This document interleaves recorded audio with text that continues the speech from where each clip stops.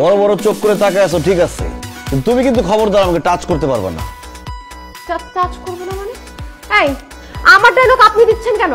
তোমার ডায়লগ আমি দিচ্ছি মানে? আপনি রীতিমতো জোর করে আমাকে বিয়ে করছেন, মিনিমাম 1 ডজন ছেলেকে ছেকা দিচ্ছেন। আপনাকে সারা জীবন আমি কাজিন হিসেবে দেখতাম, সেই আপনি জোর করে নাটক সাজায় আমার হাজবেন্ড হয়েছেন, ধোকাবাজি করে বাটপারি করে আমাকে বিয়ে করছেন। আপনাকে দেখে আমার পায়ের রক্ত মাথায় উঠে যাইতেছে। আমি যেখানে বলবো আপনি আমাকে টাচ করতে পারবেন, সেখানে আমার কথা আপনি বলতেছেন কেন? কারণ আমি দেশ ছেড়ে যেতে চাই না। টাচ করার সাথে দেশ ছেড়ে যাওয়ার সম্পর্ক কি? আছে, সম্পর্ক আছে। আমার এক ফুপু থাকে সুইজারল্যান্ডে, সে আমাকে বলছে বিয়ের 1 বছরের মাথায় আমার যদি বাচ্চা হয় তাহলে আমার ফুল ফ্যামিলি সহ আমাকে সুইজারল্যান্ড নিয়ে যাবে।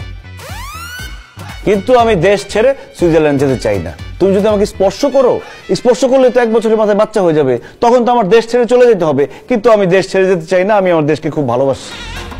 ও মাই গড, বলো কি 1 বছরের মধ্যে বাচ্চা কাচ্চা হলে তোমার ফুপু আমাদের সুইজারল্যান্ড নিয়ে যাবে? আসলে হয়েছে কি, আমার ফুপু তো সুইজারল্যান্ড থাকে, ওইখানে তাদের কোনো বাচ্চা কাচ্চা নাই, তারা বাচ্চা কাচ্চা খুব পছন্দ করে। এই জন্য আমাকে বলছে বিয়ের 1 বছরের মাথায় বাচ্চা কাচ্চা নিবি, আমি তোদের বাচ্চা কাচ্চা সহ ফুল ফ্যামিলি সুইজারল্যান্ড নিয়ে আসবো। এই জন্য তুমি আমাকে টাচ করবে না, যাতে আমার কোনো বাচ্চা কাচ্চা না হয়, আমার যাতে সুইজারল্যান্ড যাইতে না হয়। কিন্তু আমি সুইজারল্যান্ড যাইতে চাই।